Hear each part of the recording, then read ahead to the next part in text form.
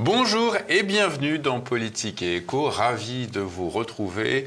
Au programme de ce numéro, une question, les crises politiques et géopolitiques sont-elles les dernières convulsions d'un système économique occidental en fin de course? Pour répondre à ces questions et à toutes celles qui en découlent, notre invité Luc Laforêt. Bonjour monsieur. Bonjour monsieur Bergerot. Luc Laforêt est ingénieur informatique à la retraite. Il vient de publier un ouvrage majeur, La crise terminale du capitalisme, que vous pourrez évidemment retrouver sur la boutique de TV Liberté. Alors, le capitalisme, parlons-en ensemble. Luc Laforêt, vous en proposez une définition: régime politique dans lequel la classe dominante est la haute bourgeoisie. Cette classe tire cette position sociale, économique et politique de l'accumulation de capital sous toutes ses formes. Mais quelle est la définition que vous donneriez de la haute bourgeoisie, monsieur ? Alors, la haute bourgeoisie, à mon sens, c'est la classe sociale, la partie de la bourgeoisie qui accumule le plus de capital, celle qui concentre les plus grosses fortunes. C'est ce qu'on appelait jadis, sous la Troisième République, les 200 familles, les héritiers de ces gens-là, ceux qui ont 0,1% du capital et qui s'accaparent presque plus de la moitié, je crois que les chiffres, c'est plus de la moitié de la richesse produite qui va vers ces 0,1% de la population. C'est la City de Londres, ce sont toutes ces concentrations de richesse, tous les vacanciers de Stade, je pourrais dire. Et alors vous dites que ces 200 familles, et ces 200 familles, comment on les identifie? Est-ce que c'est des vieilles familles? Alors, ce sont les héritiers de ces 200 familles. Est-ce qu'il en reste encore 200 familles aujourd'hui? Je ne sais pas. Il y a, je crois, c'est le Monde diplomatique qui sort assez régulièrement une typologie, justement, des fortunes françaises. Je pense qu'on peut s'y référer pour identifier, sachant qu'aujourd'hui, cette haute bourgeoisie est en partie nationale, certes, ce qui est historique, mais il y a aussi une grande partie qui est mondialisée et qui est cosmopolite. Alors, plusieurs auteurs ont déjà décrit les contradictions du capitalisme. Pourquoi vous dites qu'il est instable et donc insoutenable sur le long terme? C'est le but, je dirais, même de cet ouvrage, puisque il s'appelle La crise terminale du capitalisme, puisque beaucoup de gens disent que le capitalisme est fini, l'affirme au fond, mais sans vraiment le démontrer. Le but de cet ouvrage, c'est justement d'en apporter la démonstration en partant d'un certain nombre de constats, pas toutes les contradictions, donc il y a les contradictions, je dirais, historiques du capitalisme, notamment celles relevées par Marx, des constatations, des contradictions également plus contemporaines, celles relevées notamment par Michel Clouscar. Et puis, le capitalisme est souple, c'est une de ses caractéristiques importantes, et donc il a mis en place un certain nombre de contournements. Et c'est la confrontation, en définitive, de ces contournements avec ces contradictions qui forme le fait que c'est une situation qui n'est pas durable. J'ai listé 10 contournements, et la conclusion de mon analyse, c'est que chacun de ces contournements, conjugué avec ces contradictions, aboutit à une situation qui n'est pas durable. Alors, ces contradictions, vous dites qu'il y en a des classiques et des contemporaines. Est-ce que vous pouvez revenir sur ces contradictions? Lister, les détailler? Alors, voilà, je ne les ai pas forcément toutes en tête, donc je renvoie au livre qui est très court. Vous citez les crises cycliques de surproduction, concentration du capital en monopole, avec prolétarisation des classes moyennes, augmentation des inégalités, et puis parmi les contemporaines, inéluctabilité de la décroissance à cause de la finitude des ressources, accélération de la succession des révolutions industrielles, etc. Émergence également d'alternatives radicales, donc que ça soit des alternatives nationalistes, comme par exemple, c'est peut-être un petit peu historique, comme Nasser ou le Venezuela aujourd'hui, ou plus radicales sur le plan politique, comme a été l'URSS et les autres révolutions socialistes, qui sont aujourd'hui, je dirais, des histoires qui datent du XXe siècle, mais qui sont dans lesquelles nous baignons encore aujourd'hui. Donc, parmi ces contradictions du capitalisme, vous citez la prééminence du capital financier au détriment des capitals industriels et fonciers d'autrefois. Absolument.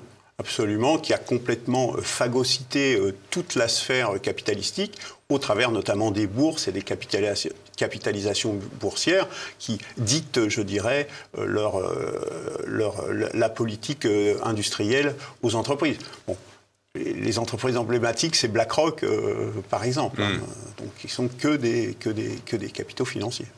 Le président de Gaulle, lorsqu'il était à l'Élysée, avait, lors d'une conférence de presse, dit ceci du capitalisme. Le capitalisme dit, grâce au profit qui suscite l'initiative, fabriquons de plus en plus de richesses qui, en se répartissant par le libre marché, élèvent en somme le niveau du corps social tout entier. Seulement voilà, la propriété, la direction, le bénéfice des entreprises dans le système capitaliste n'appartient qu'au capital. Alors, ceux qui ne le possèdent pas se trouvent dans une sorte d'état d'aliénation à l'intérieur même de l'activité à laquelle ils contribuent. Non, le capitalisme, du point de vue de l'homme, n'offre pas de solution satisfaisante. Il n'y a rien à dire à cette phrase. Allez, j'ai regardé encore cette vidéo. J'invite les gens à regarder la vidéo tout entière qui dure une quinzaine de minutes que vous trouverez sur le site de l'INA. Il n'y a rien à ajouter à ça. Dans le sphère de la production, cette dépossession des outils de production par ceux qui les utilisent est une évidence, mais qui est déjà relevée depuis longtemps, je dirais, par Marx également. Ce qui est plus nouveau, je dirais, je compléterais cela par la sphère de la consommation, parce qu'on a la sphère de la production qui déshumanise les gens, mais il y a également la sphère de la consommation qui déshumanise les gens, avec des produits inutiles, des gadgets, et au fond, en s'appuyant sur ce que Michel Clouscar appelait l'idéologie du désir. Et donc, on vous lance sur les émotions plutôt que sur les sentiments, et donc, du coup, on va vous pousser à consommer des choses voire délétères pour vous-même, pour votre santé. Je dirais les vaccins avec des injonctions de consommation. Et je dirais les vaccins, pseudo-vaccins Covid-19 sont, je dirais, cochent toutes les cases de cette aliénation, y compris dans la sphère de la consommation, d'autant plus que les gens ne produisent plus eux-mêmes, ne font plus les choses eux-mêmes et achètent tout. Et on ajoute ça le crédit et puis le démodé, et bien là vous avez quelqu'un qui est complètement enchâssé dans l'économie de marché, donc des gens complètement aliénés. Alors face à ces contradictions, crise cyclique de surproduction, concentration du capital en monopole, vous observez donc que le capitalisme a déployé toute une batterie de réponses pour les contourner et se maintenir, comme l'immigration, l'augmentation de la productivité, les délocalisations, mais ces contournements, vous ne les trouvez pas irréversibles? Alors, il y a un certain nombre effectivement, il y a un certain nombre de contournements qui ont été mis en place. Vous avez cité notamment l'immigration. Mais il y en a qui vont conduire à des situations non durables. Et je n'ai retenu que ceux-ci dans mon analyse pour démontrer le caractère non durable. Il y a un certain nombre de contournements qui existent, qui vont ne participer que de façon indirecte, qui seraient éventuellement soit réversibles, soit qui ne remettraient pas en cause le système capitaliste. Prenons l'immigration, typiquement. Pourquoi je ne l'ai pas retenu en première instance, je dirais, c'est qu'en tant que tel, on pourrait remplacer la population française par une population, je ne sais pas, russe, admettons. Mais est-ce que ça changerait fondamentalement le fonctionnement du capitalisme? Non. Ce sera des effets indirects. Par exemple, peut-être avec des changements de culture, des choses comme ça, qui vont créer des clashs et qui vont faire. Mais on est plus dans l'indirect. Je me suis, pour que je dirais, le discours soit convaincant, soit le plus factuel et non contestable possible, j'ai essayé de retenir que les contournements, je dirais, rock solide. Alors justement, parmi ces contournements nihilistes, dites-vous, vous citez l'impérialisme, c'est la traduction économique du courant néoconservateur aux États-Unis, une stratégie politique qui a abouti à l'émergence et au développement des BRICS, le mouvement des BRICS, Brésil, Russie, Inde, Chine, Afrique du Sud et d'autres qui les ont rejoints, dont la première valeur est le respect de la souveraineté des nations. Alors comment les États-Unis gèrent-ils le recul de leur hégémonie? Alors, si on refait un petit historique, on a en fait deux courants néolibéraux qui sont historiquement issus de la crise de 1929. Celui qui a pris le pouvoir à partir des années 70, avec Reagan, Thatcher et compagnie, Biden, qui en est l'instance, je dirais, la plus récente, ou l'Union européenne, ce néolibéralisme-là prône ce que j'appelle un homo marchandicus, c'est-à-dire un homme flexible, adaptable, corvéable à merci, ou qui suit les injonctions de consommation également, c'est-à-dire avec les modes, etc., il va suivre ces injonctions de consommation. C'est un homme fluide, flexible, je dirais, l'homme Uber, le migrant Uber est complètement l'archétype de cet homme fluide, sans culture, sans passé, sans racines. Ça, c'est le courant, libéral-libertaire. Non, oui, libéral-libertaire, je dirais version A. Moi, je l'appelle version A. Et il y a la version B, qui est incarnée notamment aux États-Unis par Trump, qui est le courant libertarien, qui est aussi libéral-libertaire, mais qui, lui, en définitive, et surtout dans le cas de Trump, autant la première version de l'homo marchandicus vise un marché globalisé, mondialisé complètement. Trump, qui est quand même un entrepreneur local aux États-Unis, qui repose, sa fortune repose sur l'immobilier américain, c'est très important. Donc il est une émanation de cette bourgeoisie nationale, haute bourgeoisie nationale. Eux, ils subissent les conséquences de cette mondialisation, notamment au travers des émeutes, quand leur magasin est pillé, par exemple. Et donc il y a une réaction par rapport à ça. Je dirais qu'il y a une alliance conjoncturelle entre les libertariens et Trump, actuellement. Une alliance d'ailleurs qui est un peu bancale, on le voit avec le départ d'Elon Musk de son gouvernement très rapidement en définitive.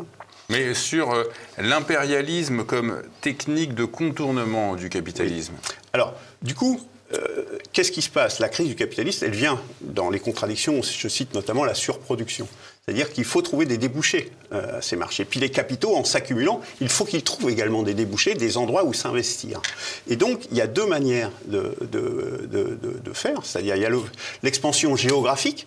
Donc, il faut que la sphère du capitalisme s'étende le plus possible sur la planète. Donc, c'est tous les aspects, toutes les guerres qui sont déclenchées pour ça et tous les régimes qui empêchent, qui sont gênants sur cette marche sont renversés.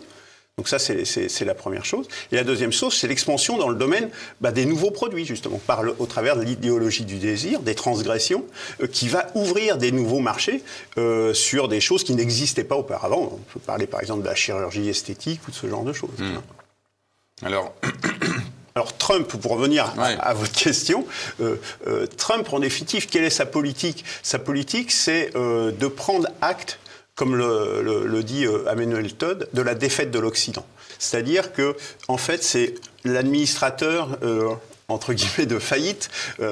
C'est un peu fort comme mot, je vous le concède. Mais en définitive, il va essayer de tirer la mise de l'investissement des États-Unis, tant dans les aspects militaires, etc. Donc, il va essayer de soumettre, de créer un pôle atlantique. C'est son histoire de s'accaparer le Groenland, le Canada, etc.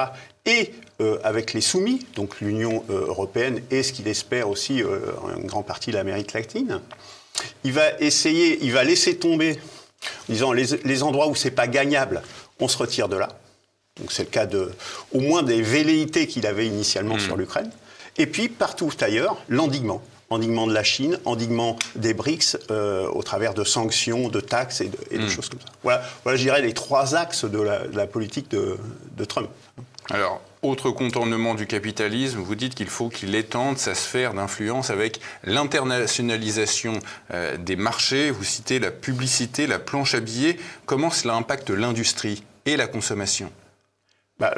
Justement, c'est par justement la création de besoins nouveaux. L'industrie, par les délocalisations, en cherchant les endroits où on produit pour le moins cher possible, et puis en créant effectivement des produits qui sont inutiles. Je prends par exemple les jouets. Aujourd'hui, on a une pléthore de jouets qui sont complètement... je pense que dans les foyers, tous les foyers constatent qu'ils ont des enfants, on constate qu'on a un nombre de jouets qui ne fait pas sens, je veux dire. Alors, pour se maintenir en place, vous dites que le capitalisme a installé ce que George Lukács, que vous citez, appelle la destruction de la raison. Alors, est-ce que vous pouvez revenir sur cette notion? D'où vient cette régression? Alors ça, c'est effectivement extrêmement important. Donc ça date de loin. Donc je renvoie à l'œuvre de Georges Lukács, La destruction de la raison, qui est une œuvre en 4 volumes quand même, donc c'est quand même assez conséquent. Mais le cœur de cette destruction de la raison, c'est Nietzsche. Nietzsche, qui est en fait, entre guillemets, penseur, qui est au cœur de cette destruction de la raison. Déjà sur la forme, puisque c'est pas pour moi, ce n'est pas un philosophe d'ailleurs. C'est quelqu'un qui ne promulgue que des slogans, que des aphorismes, qui n'a aucun système philosophique, aucune méthode. Anti-rationaliste au possible. Enfin, j'invite les gens à lire quelques phrases de Nietzsche. En fait, on prend le bon sens à rebrousse-poil, et puis on l'affirme de façon péremptoire pour faire croire que ça a du sens. Mais pourquoi est-ce qu'il y a cette nécessité de détruire la raison ? Parce que la raison matérialiste, a abouti à un certain nombre de contradictions, justement, du capitalisme qui sont visibles, y compris par la bourgeoisie, par la petite bourgeoisie, qui se rendent compte, je dirais, l'archétype de ça, le summum, c'est la bombe atomique. C'est de dire, par le progrès, on a arrivé à construire quelque chose qui peut détruire tout, la totalité de la planète. Et donc, c'était déjà le cas déjà au XIXe siècle, avec tout ce courant nihiliste, la mort de Dieu également. C'est-à-dire qu'il n'y a plus de sens à la vie. Et donc, dès lors, il y a tout un courant philosophique qui va se mettre en place face à cette désespérance. De dire, on a cru au positivisme, on a cru au progrès, mais en fait, ça produit des effets néfastes, des effets négatifs, des effets destructeurs. Donc, pour échapper à cette trajectoire nihiliste, en fait, Nietzsche invente son surhomme, mais un surhomme, les hommes ne sont que des hommes. Et le surhomme n'a aucun sens par définition, je dirais. Nous sommes des hommes et rien d'autre. Nous sommes des animaux sociaux. Vouloir faire un surhomme, ça veut dire s'aliéner fatalement. Et donc, il y a tout un courant qui s'est mis en place à partir de là, avec Freud, avec sa pseudo-science psychanalytique, avec, plus récemment, les deux, le Jean-Paul Sartre, etc. Les déconstructeurs. Moi, ce que j'appelle les démolisseurs, qui s'appellent les déconstructeurs. D'ailleurs, j'invite à ne pas utiliser ce mot de déconstruction, parce que c'est vraiment des démolisseurs, en définitive, de la raison, pour pas justement que la conscience, c'est de se dire... C'est Schopenhauer qui avait introduit ça, mais qui n'avait pas été jusque-là. C'est de dire, en fait, il y a une fatalité, c'est comme ça, et puis il faut suivre... c'est le refus du débat. Oui, en fait, c'est aussi le refus du débat. Parce qu'on peut constater dans certains mouvements, par exemple le woke, les gens n'arrivent même pas à définir ce que c'est que le woke quand ils y appartiennent. Exactement. C'est-à-dire, avec le wokisme, en définitive, on arrive au bout de ça, puisqu'on en arrive même à nier des réalités biologiques. Donc, enfin, on est au bout de la déraison, si vous voulez, quoi. Et c'est l'aboutissement de cette trajectoire initiée, je dirais, par Nietzsche et popularisée par Nietzsche. Et moi, j'appelle justement les résistants. Une des premières choses à faire, parce que je sais que parmi les résistants, il y a un certain nombre de gens qui sont attachés à ce pseudo-philosophe, de commencer par détruire, de le faire descendre de sa statue. Lui qui nous dit qu'il faut construire sa propre statue. Non, faisons descendre ce pseudo-philosophe du piédestal sur lequel on a voulu l'installer. Alors, parmi également ces contournements du capitalisme, vous citez l'interventionnisme d'État. C'est ce que l'on avait pu observer avec le fameux « quoi qu'il en coûte » d'Emmanuel Macron pour aménager le capitalisme. Quelle forme cette socialisation rampante prend-elle aujourd'hui ? Alors, la socialisation rampante, elle tire ses origines dans la crise de 1929. Et les contradictions et la révolution russe de 1917, avec, premier instant, je dirais, majeur, c'est le keynésianisme, le fordisme également. C'est-à-dire, on va distribuer dans la population des instances puissantes, soit d'entreprises, soit d'État, vont injecter des liquidités dans la société pour qu'elle puisse fonctionner. Sinon, elle s'effondre. Le système économique s'effondre. La relance de l'offre. Notamment la relance de l'offre. Ou de grands travaux industriels, des choses comme ça. Des ponts et autres.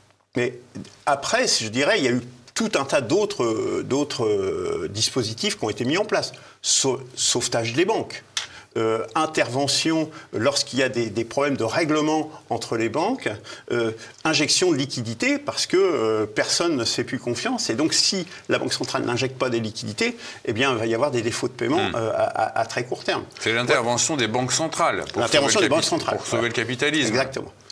Qu'on a eu en 2017, mais qu'on a de façon récurrente. Ou l'endettement brutal des États. La dette de la France, avec Sarkozy en 1993 et en 2007, Sarkozy avec Balladur à l'époque, en 1993, avait fait augmenter la dette à chaque fois de 1/3. À chaque fois, il y a eu 30% d'augmentation de la dette en une journée, quasiment. Donc, pour sauver de nouveau, on va dire, l'État est le sauveur en dernier recours. Donc, en définitive, on est totalement dans la phrase, je dirais, assez connue, qui est privatisation des profits, socialisation des dettes. Donc, on a une socialisation qui est rampante, puisqu'elle se fait au corps défendant, et les libertariens d'ailleurs luttent notamment, c'est leur mot d'ordre de lutter contre ça. Je pense que par rapport à ça, il faut bien prendre conscience que cette socialisation, si elle se produit de façon si récurrente, c'est qu'en fait elle est inéluctable. Il y a une part de socialisation qui est totalement inéluctable de la société pour une raison très simple. C'est qu'avec la taille, il n'est plus raisonnable que justement cette aliénation, cette appropriation privée des moyens de production notamment, ou des choix de consommation, demeure privée demeure un Elon Musk qui fait la fusée qu'il veut, il fait ce qu'il veut. Alors que ce sont des trucs avec des impacts environnementaux, dans plein de domaines qui dépassent les compétences de personnes privées. Et cette socialisation rampante, elle s'accompagne de la création de ces organisations internationales, FMI, Banque mondiale, BRI, et puis même en matière de santé avec l'Organisation mondiale de la santé. Oui. Alors après, on peut aussi s'en réjouir, parce qu'on peut se dire, si on peut acter de manière civilisée au niveau international, on peut s'en réjouir. Sauf que là, ça n'a pas été fait dans cette optique-là, évidemment. On voit bien que le FMI, c'est en fait, il faut mettre sous coupe réglée des pays qui seraient pas, justement, qui seraient un peu déviants par rapport aux orientations sur la dernière période néolibérale. Quand vous dites que les socialistes, que les sociodémocrates sont in fine, la première roue de secours du capitalisme, ça peut sembler contradictoire. Pas du tout pour moi. À première vue.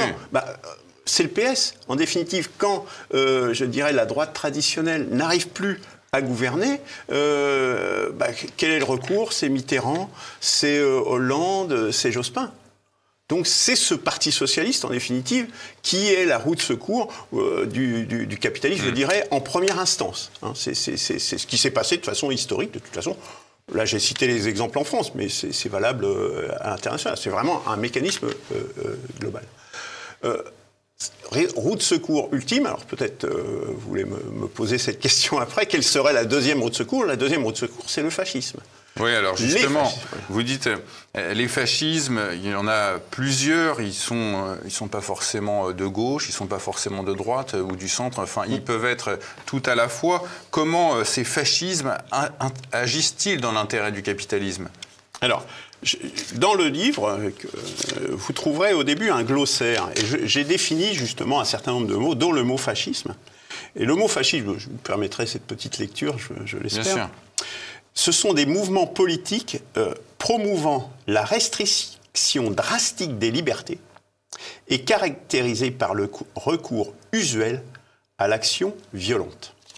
Donc, deux choses importantes. Restriction drastique des libertés, action violente. Ces types de mouvements, on va les retrouver dans tout le spectre politique. Certes, on l'a trouvé à l'extrême droite, historiquement, avec Mussolini, Hitler, même si c'est un peu compliqué que ça, parce qu'il y a d'autres choses au niveau idéologique sur ces courants-là. Mais on va le retrouver avec appui sur la religion, sur le gauchisme, sur l'écologie. En définitive, c'est l'occasion qui fait le larron, je dirais. Le capitalisme se saisit et promeut ces mouvements extrémistes prêts à faire le coup de poing, parce que c'est ça en définitive, ou en Ukraine aujourd'hui, c'est-à-dire avec le coup d'État du Maïdan, Ils sont prêts à faire le coup de poing, ils sont prêts et donc on va les financer, donc ils vont recruter des gens et ils vont pouvoir, ou en Syrie avec le pouvoir qui est actuellement installé, Al-Joulani, qui est tout à fait dans cette optique-là. Mais en France, nous avons Marine Tondelier ou Sandrine Rousseau, qui sont des personnes qui n'hésitent pas à vouloir restreindre toutes les libertés de façon drastique. Puis on voit bien qu'il y a des courants écologistes qui sont prêts également à faire le coup de poing. On est complètement dans cette chose-là. Oui, on voit l'émergence de ce que certains appellent l'écoterrorisme. Oui, voilà, exactement. Hier, c'était le gauchisme, dans les années 70-80, c'était le gauchisme qui jouait ce rôle-là, débordement par la gauche du Parti communiste. Alors, vous citiez l'émergence de ce courant néolibéral avec à l'intérieur deux sous-courants, le mouvement libéral-libertaire, dans lequel on pourrait ranger Emmanuel Macron, et puis le mouvement libertarien avec Donald Trump. Deux mouvements qui sont antagonistes. Comment est-ce que vous expliquez de quoi cela est le message, cet antagonisme, à l'intérieur même du néolibéralisme? Alors, à l'intérieur du néolibéralisme, à l'intérieur, je dirais, parce que moi, à la base, j'ai une formation marxiste et je pense que l'analyse marxiste est valable en termes de classe sociale. Et effectivement, pour moi, ce sont pas deux idéologies avant tout. Ce sont avant tout deux branches de la haute bourgeoisie qui s'opposent. C'est-à-dire la haute bourgeoisie mondialisée, et d'autre part, une haute bourgeoisie plutôt nationale. J'ai tracé le portrait tout à l'heure avec Trump. Donc, effectivement, les libertariens, ils sont actuellement alliés avec Trump, plus ou moins. Donc c'est un contournement en fait du capitalisme. Le capitalisme s'organise pour montrer à la population, vous voyez, vous avez le choix entre ces deux personnes-là, alors qu'elles sont toutes les deux pour l'idéologie capitaliste. Ils sont tous les deux pour le capitalisme, ils sont tous les deux des libéraux libertaires, certes, mais ils ont des intérêts quand même qui sont très divergents. Et moi, je pense que c'est une divergence qui est tout à fait... Parce que la prospérité de l'un se fait quand même au détriment de la prospérité de l'autre. Les multinationales, quand elles se déploient de façon générale, elles éradiquent tout ce qui va être les petits producteurs locaux et les usines, le fabricant d'automobiles local, il va être phagocyté complètement par le capitalisme mondialisé. Et puis, d'un autre côté, je dirais, les libertariens ont aussi une conscience plus importante des dégâts sur la société que produit le néolibéralisme. L'homme nouveau, Homo marchandicus, dont je parlais tout à l'heure, ils ont conscience de ça, ils voient les conséquences et ils se disent, mais attendez, on va dans le mur là. Je vous renvoie par exemple à la chaîne DME en direct, peut-être que sur la chaîne YouTube, qui... c'est l'archétype de ça, de cette dichotomie, je dirais. Vous voyez la politique de Donald Trump de manière extrêmement critique. Vous pensez que le courant libertarien va, in fine, à sa perte, que l'échec du mouvement libertarien est inéluctable? Oui, parce que les libertariens, ils sont, je dirais, ce sont des idéalistes, ce sont des idéologues. Ils pensent que le marché, c'est l'alpha et l'oméga, et que simplement en ouvrant le marché complètement, tous les problèmes vont se régler comme par magie. Or, il a été prouvé historiquement, tant de façon théorique, mais ça fait déjà longtemps, y compris dans la pratique, que c'est faux, que ça ne marche pas. Mais vous dites les libertariens, in fine, ils ont l'économie et la politique capitaliste, mais en moins impérialiste. Alors, ils sont moins impérialistes. Alors, c'est pour ça que je dis que l'alliance de Trump et des libertariens est temporaire, à mon avis, parce que justement, les libertariens, eux, ils n'ont pas forcément de problème avec la mondialisation, si vous voulez. Donc, on a eu cette alliance, je dirais, conjoncturelle qui a déjà volé en éclats entre Trump et Musk, par exemple, mais c'était une alliance conjoncturelle, plus sur des valeurs, justement, sur les conséquences. Pourquoi est-ce que Musk a rejoint Trump ? Parce que un de ses enfants, ou plusieurs, je ne sais plus, a été transsexuel, donc a été dans le transhumanisme, qui est une des modalités de l'homme nouveau, justement.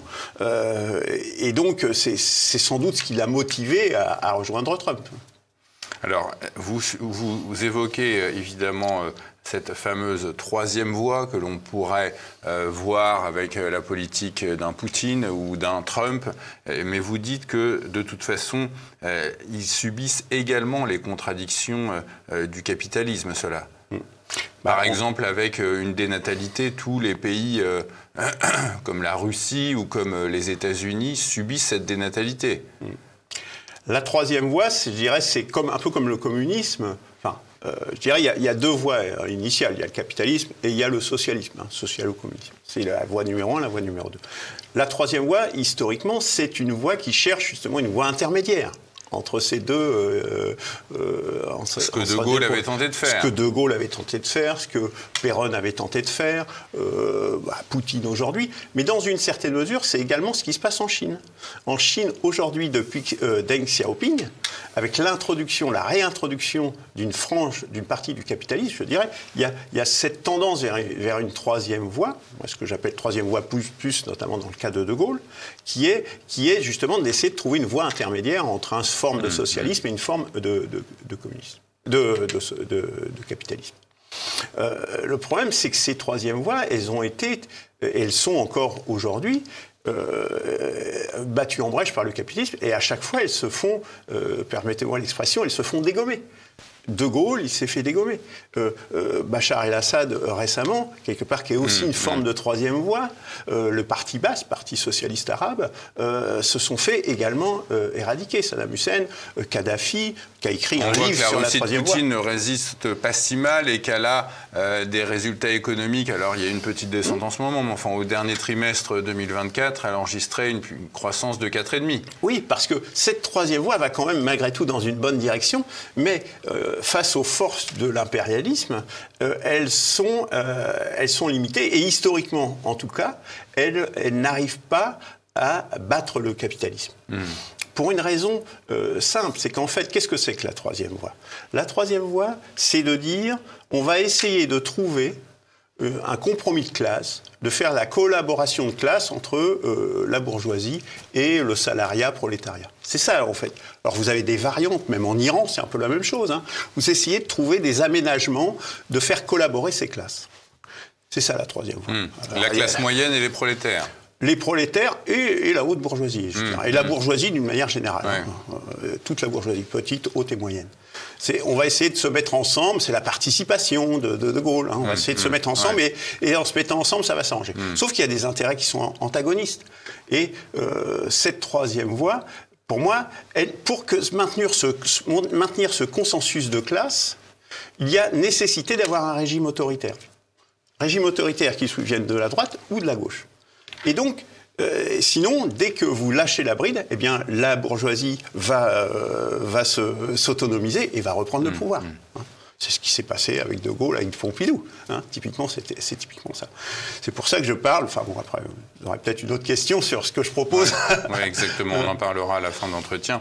Vous constatez, Luc Laforêt, que jusqu'à une époque récente, la science, source de progrès, était la valeur première. Vous dites qu'un glissement s'est opéré au sein du capitalisme, rendant la technique de plus en plus valorisée, permettant la mise à distance de toute réflexion morale. Alors, quelle est la différence entre science et technique ?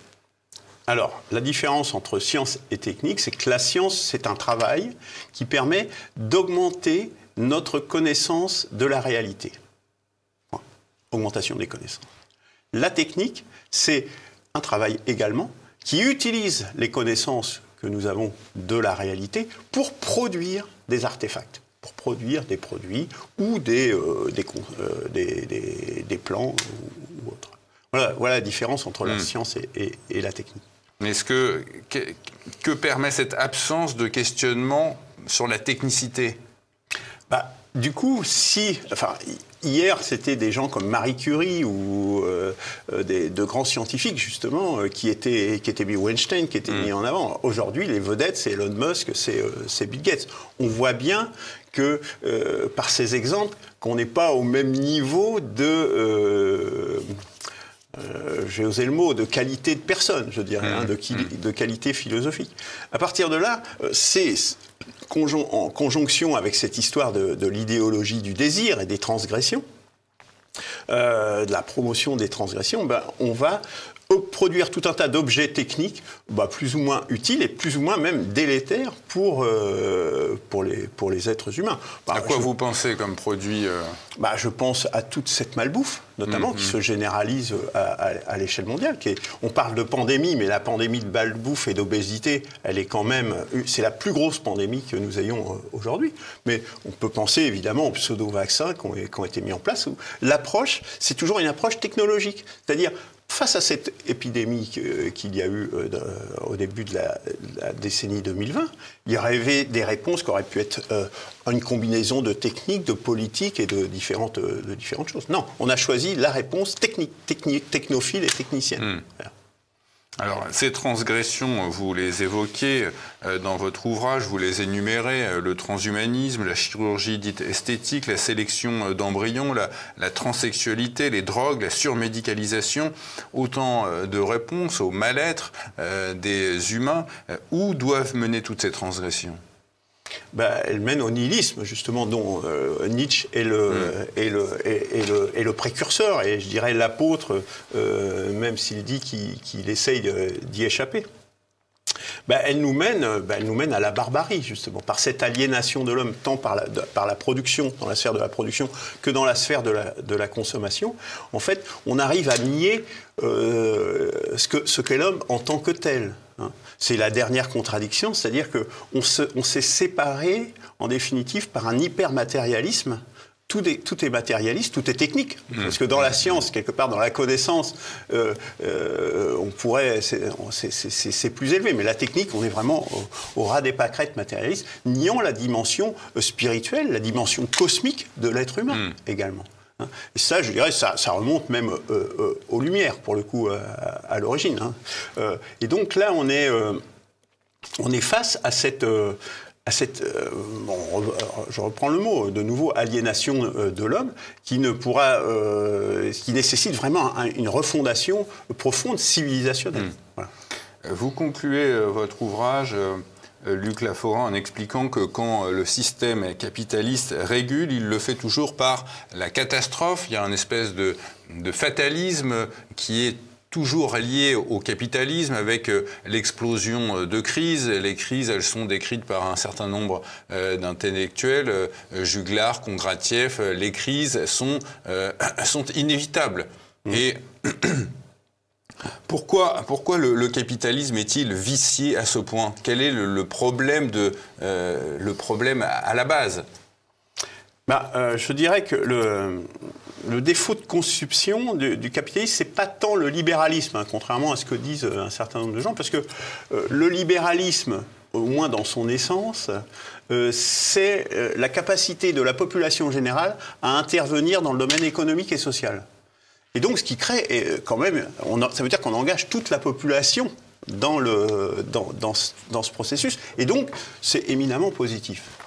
Le problème vient que de trois origines, à mon avis. Bon, je vais faire rapidement. C'est quand on fait du libéralisme l'alpha et l'oméga. C'est-à-dire, c'est le cas des libertariens qui, eux, le poussent encore vraiment à l'ultralibéralisme, comme dirait Philippe Murer dans son ouvrage... Capitalisme du désastre. Voilà, le capitalisme du désastre, exactement. Donc, il le démontre bien. Donc, quand on en fait l'alpha et l'oméga, non, ça ne fonctionne pas. Ça ne fonctionne pas. Donc, l'autre contradiction fondamentale, c'est que le capitalisme repose selon le schéma capital, marchandise, capital, décrit par Karl Marx, qui dit en fait, on ne produit pas des produits pour qu'ils soient utiles à l'humanité, mais on produit des produits uniquement comme intermédiaires pour accumuler du capital sans fin. Et donc, la finalité n'est plus du tout humaniste, mais elle est juste d'accumuler Et entre les deux, il y a le consommateur qui, in fine, devient le produit du capital. Absolument. Ça, c'est avec, justement, la sphère de la consommation qu'a décrit Michel Kluskar.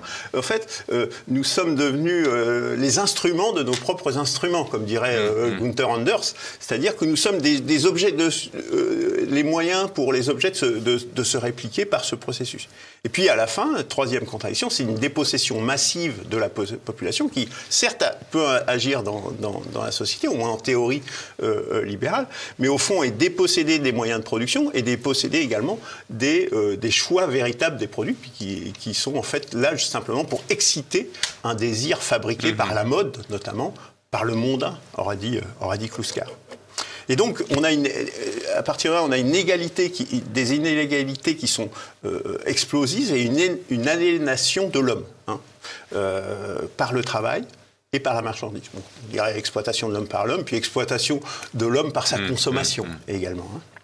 Donc, c'est un matérialisme exclusif et qui, justement, nie le besoin, notamment de spiritualité et de sentimentalité, qui sont complètement évacués de parce que ça ne rapporte rien. Parce que ça ne rapporte rien en termes de profit. Ça ne rapporte rien au capital. Alors, en termes de sentimentalité, voilà, on est dans l'émotion, on n'est plus dans la sentimentalité. On voit tous ces clips sexualisés au possible. Voilà, on n'est que dans le désir, pas dans le sentiment. Voilà, effectivement. Alors, vous dites qu'après l'échec des libertariens, des Trump, des Poutine, il ne restera plus comme recours au capitalisme que le fascisme nu. Alors, est-ce que, selon vous, le fascisme est le stade terminal du capitalisme? Alors, j'aurais pas forcément mis Trump et Poutine dans les libertariens, mais bon, pour répondre précisément à votre question, pour moi, je dirais, je sais pas, je suis pas devin sur ce que va être l'avenir. Ce que je vois, c'est qu'on est déjà dans la barbarie et on s'y enfonce. Après, de plus en plus chaque jour, je dirais. Il y a deux options, deux attracteurs quelque part. Premier attracteur, je dirais, c'est retour à une société pré-capitaliste. Et donc avec une tendance notamment, une tendance peut-être à l'islamisation notamment, qui serait le pendant de cette instauration d'un tyran, qui justifierait ces tyrans à arriver au pouvoir. Donc c'est une des trajectoires, un des attracteurs possibles. Je ne dis pas que c'est exactement comme ça que ça se passerait, mais c'est un des attracteurs. Et l'autre attracteur, c'est la fuite en avant transhumaniste, avec toutes ces théories sur la singularité, sur l'intelligence artificielle, le monde des robots, les cyborgs, etc. Donc voilà, c'est les deux attracteurs que je vois qui sont tous les deux barbares, en définitive, sans aucun doute. Moi, malgré tout, mon espérance, c'est que nous n'allons pas vers cela. Je crois, malgré tout, ce que j'appelle, ce que d'autres avant moi ont appelé la négantropie, finira par la vie. Alors, est-ce que c'est ce que vous appelez la quatrième voie ? Oui, c'est exactement. Alors, parlez-nous, définissez-nous la négantropie. Voilà. Alors, la négantropie, ce livre, en définitive, ce n'est en fait qu'une annexe d'une œuvre plus grande sur laquelle je suis en train de travailler, qui s'appelle « Accepter la négantropie ». La négantropie, en définitive, la manifestation que nous avons sur notre planète, c'est la vie. Mais en fait, c'est beaucoup plus universel que ça. Et c'est... le concept remonte à Schrödinger et à Louis Brioulin. C'est en définitive de constater que la matière a toujours tendance à s'organiser et l'énergie à s'organiser toujours plus, à se structurer toujours plus. Donc, quelque part, le matérialisme historique décrit par Marx est une des manifestations de la négantropie à une époque particulière, des sociétés avec classe. En fait, la quatrième voie, c'est de se rendre compte que nous arrivons à la fin d'une ère, justement, une ère historique, l'ère du progressisme, l'ère du toujours plus. Notamment, on voit on constate, les démographes constatent que la population mondiale, pour la première fois, de façon significative, depuis le néolithique, va décroître dans les 2 décennies qui viennent. C'est déjà dans les chiffres, c'est déjà dans la réalité. Donc on est face à un tournant historique majeur, la fin du progrès. Nous sommes à la fin du progrès, en fait, du toujours plus. Et donc, quelle serait la possibilité derrière ça ? Soit, justement, c'est un peu la courbe qui est en exergue, là, soit une chute, justement, chaotique, si on poursuit dans le capitalisme. Une autre voie qui a été proposée, c'est celle du socialisme, en forme, avec une société sans classe, une société en quelque sorte stagnante. Mais ça, cette société stagnante, elle n'est pas possible. Les sociétés, d'un point de vue des systèmes thermodynamiques, quelque chose qui est stagnant comme ça, c'est quelque chose qui est mort. Donc la seule option possible, c'est une option où on a une oscillation autour d'une droite qui est d'une pente soit légèrement croissante ou décroissante, peu importe, mais ça je ne saurais le dire, mais qui oscille autour d'un point d'équilibre. Mais est-ce que c'est pas déjà ça ce que fait le capitalisme avec des montées, des crises, des montées, des crises? Oui, c'est déjà en quelque sorte, en fait là il y a des dents de scie, évidemment, mais c'est instaurer ce système-là, mais ne pas réguler par la catastrophe, régulé par le politique, je dirais. C'est ce qui rejoint d'ailleurs les gens de droite et les gens de vraie droite, je dirais, les gens de vraie gauche, c'est-à-dire qu'ils pensent que c'est justement, contrairement aux libertariens ou aux libéraux pur sucre, c'est que le politique, l'homme, le choix de l'homme doit dominer la société et non pas laisser cela à la main invisible du marché. Pour terminer, Lucas Forest, est-ce que vous pouvez nous redéfinir ce qu'est la troisième voie et ce que serait une quatrième voie? Donc, la troisième voie, ce sont des tentatives récurrentes, ce qui montre bien que c'est le sens de l'histoire, de concilier les classes sociales, de les faire collaborer. La quatrième voie, c'est au contraire prendre acte que les classes sociales ont certes des points communs, donc qui peuvent s'exprimer au travers du politique, mais qui ont aussi des intérêts irréductiblement opposés. Et de les faire interagir en permanence, en définitive, au travers justement de règles du jeu, d'une constitution sur lesquelles des gens de vraie droite, je dirais, et de vraie gauche peuvent se mettre d'accord sur des règles du jeu communes, sur des principes également humanistes communs, qui seraient le fond. Et à partir de là, eh bien, le jeu démocratique permettrait justement d'éviter ces gouvernements autoritaires qui sont nécessaires dans la troisième voie pour maintenir le consensus de classe. Est-ce que la quatrième voie ne serait pas, au final, un mélange d'ancien régime et de république? Alors, d'ancien régime... Alors, on peut y arriver par là, hein, je dirais. Avec les corporatismes? Il n'y a pas vraiment les corporatismes. Hein. On est quand même dans une petite bourgeoisie dont l'accumulation du capital est limitée, mais on a également ce que j'appelle la chambre des forces productives, où justement, c'est plus l'État qui va gérer ces sociétés qu'on appellerait nationalisées dans le monde actuel, mais c'est une chambre, un peu à la manière des chambres de commerce et d'industrie ou des chambres d'agriculture, etc., qui en fait va être en charge de la planification et des grandes entités industrielles. Donc on n'a plus cette notion de corporatisme comme on l'avait sous l'Ancien Régime. En revanche, pour mettre en place cette quatrième voie, on peut imaginer que ça soit un leader éclairé qui dise qu'est-ce qu'on pourrait faire pour sortir du dilemme et des impasses actuelles. Ouais. Et ça, c'est une des premières possibilités. Une autre possibilité, c'est de constater que nous, on a proposé une constitution justement qui met en musique cette quatrième voie. C'est les mouvements populaires qu'on a vus par exemple en Tunisie ou au Nicaragua qui ont recherché à un moment donné quelle constitution mettre en place. Peut-être nous on a une proposition carte sur table en disant adaptez-la, inspirez-vous de cette constitution. Ou en France, je dirais, si demain il y avait un mouvement de style gilet jaune qui surgissait, au travers d'un référendum citoyen, organisé par les citoyens eux-mêmes, de dire on va mettre en place, en question cette question de la Constitution pour voir justement, pour dépasser le système actuel, sans avoir besoin justement d'un leader charismatique ou de choses de ce genre, ou d'affrontements de rue. Ça donne une perspective politique concrète au travers d'un référendum autour des sujets justement constitutionnels. Donc justement, pour terminer, est-ce que ces crises politiques et géopolitiques qu'on observe aujourd'hui sont vraiment les dernières convulsions du capitalisme ? Pas forcément, hein, parce que ça peut être une longue agonie. Hein. Il est déjà agonisant depuis un certain temps, le capitalisme. Mais cette agonie, c'est les deux attracteurs dont je parlais tout à l'heure. Hein. Soit retour à un pré-capitalisme avec une société qu'on pourrait sans doute, hein, c'est ce qu'on voit aujourd'hui quand on sort dans la rue, qui s'islamiserait par exemple, hein, avec des tyrans qui se mettraient en place, ou justement cette fuite en avant transhumaniste. Hein. Ces deux voies d'agonie possibles. Moi, j'ai l'espérance que, justement, la négantropie finira par s'imposer, parce que la vie finit, au fond, je l'espère, tout du moins, par s'imposer toujours.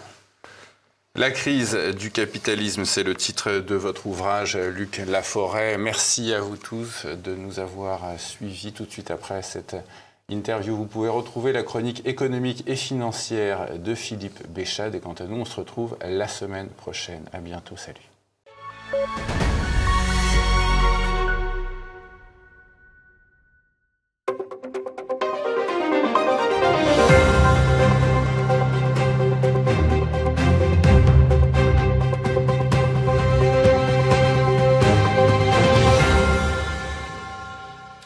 Bonjour et bienvenue pour cette synthèse hebdomadaire de l'actualité économique et géopolitique en mode affranchi. Et je salue tous les abonnés de TV Liberté pour cet épisode que je vais intituler « Ne pas réduire les dépenses, augmenter l'incompétence ». Et j'aurais même pu ajouter « échapper aux motions de censure ».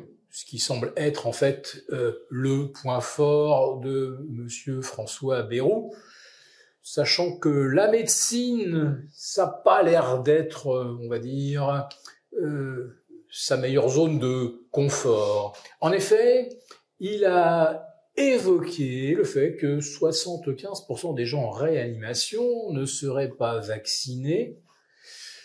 Vaccinés contre quoi? Contre la grippe? La période estivale est celle où on n'en détecte quasiment aucune.